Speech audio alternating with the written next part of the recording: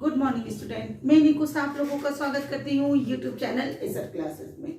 आज मैं फिर से झारखंड की नदियाँ को लेकर आई हूँ और इसमें जानेंगे जो छोटा नागपुर के पठार से जो नदियाँ निकलती हैं और वह गंगा में जाकर के मिल जाती है या अन्य सहायक नदियों में मिल जाती है।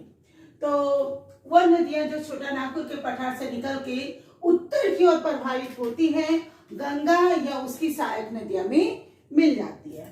तो इसमें हम लोग प्रमुख रूप से उत्तर कोयल, सोन, पुनपुन, फल्गु, सकरी आदि नदियां हैं और आज जानेंगे हम लोग उत्तरी कोयल नदी के बारे में। तो सबसे पहले देख लीजिए दक्षिण कोयल और उत्तरी कोयल। जो उत्तरी कोयल नदी है उत्तर की ओर प्रवाहित होती है, यानी कि जैसे कि मान लेते ये झारखंड का मैप है, तो इस ढंग से मैप है, तो इस साइड का जो एरिया है वो बिहार है, तो ये इधर जाके इधर मिलेगी, तो वो हो गई उत्तर की ओर जाने वाली नदी।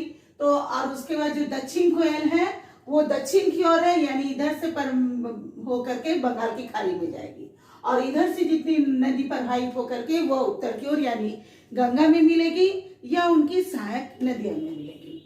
अब आगे जानेंगे उत्तरी कोयल नदी का उद्गम स्थल गुमला है, लेकिन इसमें भी थोड़ा सा कंफ्यूजन क्रिएट हो जाता है क्योंकि बहुत जगह बुक में लिखा हुआ है रांची पठार का मध्य भाग, ये भी सही है, दक्षिण छोटा नागपुर के बीचों बीच, ये भी सही है।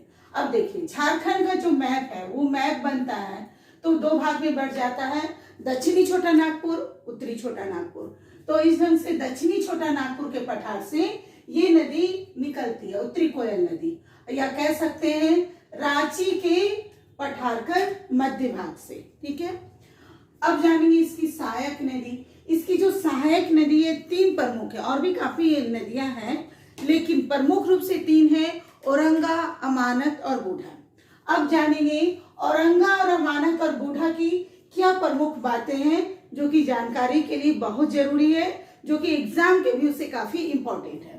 तो प्रभा क्षेत्र पर इसके उत्तरी कोयल नदी के प्रभा क्षेत्र जान ले।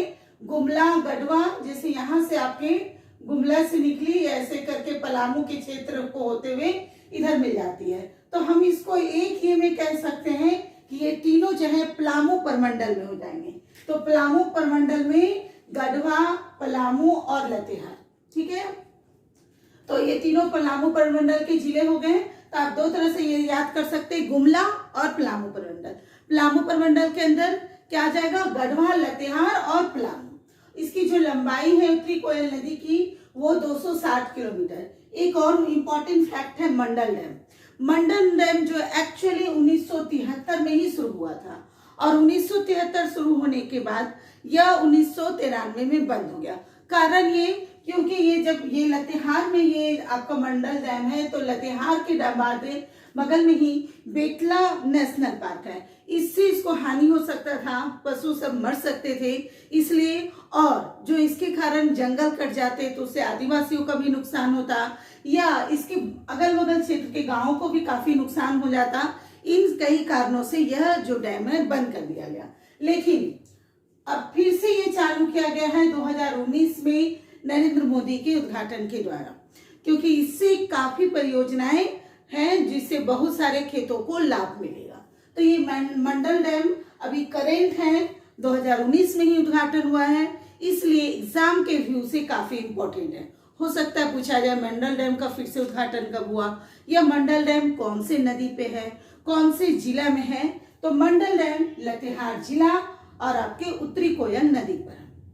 नेक्स्ट जानेंगे इसका एक और इम्पोर्टेंट पॉइंट है कि कुटकू आंदोलन हुआ था इसी मंडल डैम पे। देखिए कुटकू आपको ये जगह मिलेगा, बूढ़ा नदी के मिलने का संगम है कोयल नदी से, यहाँ पे कुटकू आंदोलन भी हुआ था जो कि मंडल डैम से ही रिलेटेड है। नेक्स्ट औरंगा नदी। औरंगा नदी का जो उद्गम है वो सौदा, लोहरदगा, रांची का पठार है। तो ये जो सौदा है वो एक्चुअली एक पहाड़ी है, तो इस ढंग से सौदा, लोहरदगा, रांची के पठार से इसका उद्गम है। प्रभा क्षेत्र लोहरदगा, लातेहार और पलामू में ही है। ठीक है, सहायक नदी इसकी घघरी, सुकरी, गोवा, नाला। देखिए इसकी सहायक नदी काफी इंपॉर्टेंट हो जा रहा है, क्यों?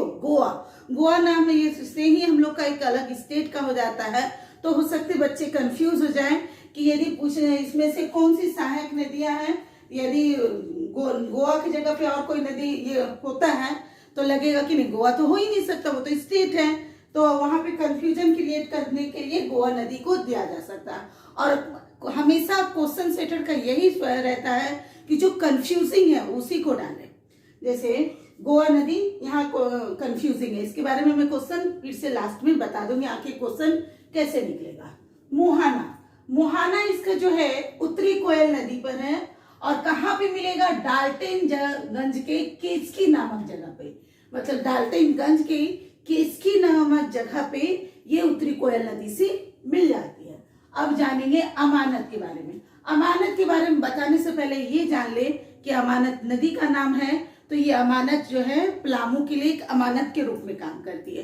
क्यों? यदि पूरे झारखंड को देख ले तो पूरा झारखंड में सबसे ज्यादा खेती आपके पलामू एरिया में ही होती है और ये पलामू एरिया को खेती के लिए पानी सबसे ज्यादा इसी अमानत नदी से मिलता है, इसलिए कहेंगे पलामू के लिए ये अमानत है। आगे जाने, इसका जो उद्गम स्थल है चतरा जिला के हजारीबाग पठार से है, चतरा जिला के हजारीबाग पठार से। जैसे कि मैंने जब दामोदर बताया था तभी मैंने कहा था कि जो दामोदर नदी है वो दो भाग को बांटती है, उत्तरी छोटा नागपुर, दक्षिणी छोटा नागपुर, उसी तरह हजारीबाग का पठार और रांची का पठार।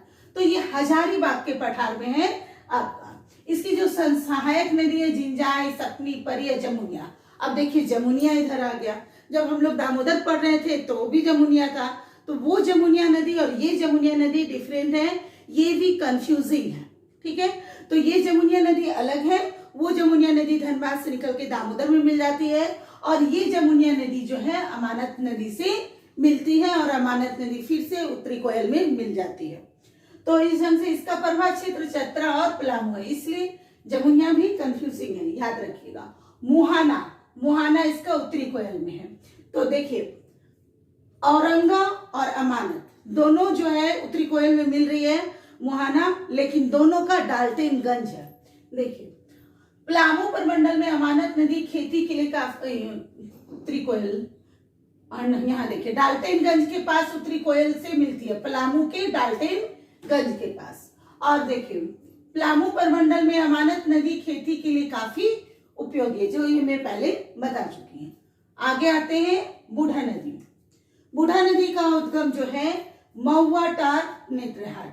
बूढ़ा नदी से आने के साथ साथ आपके माइंड में एक और बात आ जाएगी, झारखंड का सबसे ऊंचा जलप्रपात कहाँ है, तो वो है बूढ़ा घाट। इसके बारे में जानेंगे। तो इसका जो बूढ़ा नदी का उद्गम है वो महुआटार नेत्रहाट है और इसका प्रवाह क्षेत्र लतेहार है और इसका जो मुहाना है ये भी उत्तरी कोयल है, क्योंकि उत्तरी कोयल की सहायक नदी है। और किस जगह पे, कुटकू के पास बैंक चंपा नाम का एक जगह है, वहां पे बूढ़ा घाट नदी जो है उत्तरी कोयल नदी से मिल जाती है। झारखंड का सबसे ऊंचा जलप्रपात है ये बूढ़ा घाट बोलिए चाहे लोधा घाट बोलिए, दोनों एक ही है और इसके ये किस पर है, बूढ़ा नदी पर है, ठीक है। कभी कभी बोल देता उत्तरी कोयल नदी पे, तो उत्तरी कोयल नदी पे नहीं है, ये बूढ़ा नदी पे ही है। और इसकी ऊंचाई देखिए 143 है, बहुत ही इजी है। आई लव यू का ये ट्रिक है, 143 मीटर इसका हाइट है, क्योंकि बार बार क्वेश्चन में 143 मतलब इसकी हाइट के बारे में पूछी जाती है।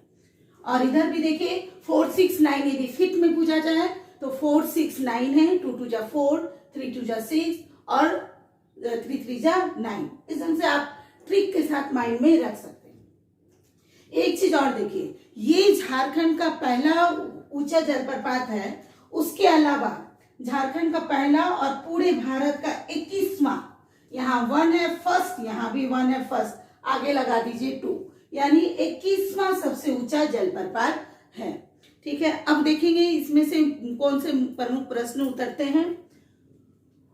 तो उत्तरी कोयल नदी की सबसे पहले 3 आपकी सहायक नदी को याद रखना, औरंगा, अमानत और बूढ़ा, ठीक है। और उत्तरी कोयल का उद्गम स्थल गुमला, और या तो कहीं पे आ जाएगा रांची पठार का मध्य भाग, चाहे दक्षिण पठार का मध्य भाग, इस ढंग से दक्षिण छोटा नागपुर का। और इसकी जो कुल लंबाई है 260 किलोमीटर है, ये कुल लंबाई है, ये ऐसा नहीं है सिर्फ झारखंड का। मंडल किस नदी पे है, उत्तरी कोयल नदी पे, और किस जिले में? तो लातेहार जिले में। औरंगा नदी का सहायक नदी में मैंने कहा गोवा। गोवा कैसे कंफ्यूजिंग हो जाएगा? तो कहा जाएगा इसमें से कौन सी सहायक नदी नहीं है, जैसे घघरी, सुखरी, गोवा, और एक नदी और इधर से कुछ ले लीजिए सपनी। तो ऐसा नहीं करिएगा कि सपनी उसमें है तो माइंड गोवा भी है, किसकी? औरंगा की। ठीक है, मोहाना याद रखिएगा कि अमानत और औरंगा दोनों का डाल्टनगंज है। और अमानत नदी क्यों खास है? तो वो पलामू के सारे खेतों के नहरे के लिए। बूढ़ाघाट की नदी क्यों इंपॉर्टेंट है ज्यादा? तो बूढ़ा जल प्रपात के लिए। ठीक है, इसकी ऊंचाई 143 मीटर है और ये झारखंड का पहला और भारत का 21वां जलप्रपात है। ओके स्टूडेंट, आपको यह मेरा वीडियो पसंद आता है तो आप इसे लाइक करिए, सब्सक्राइब करिए, कमेंट करिए। Thank you.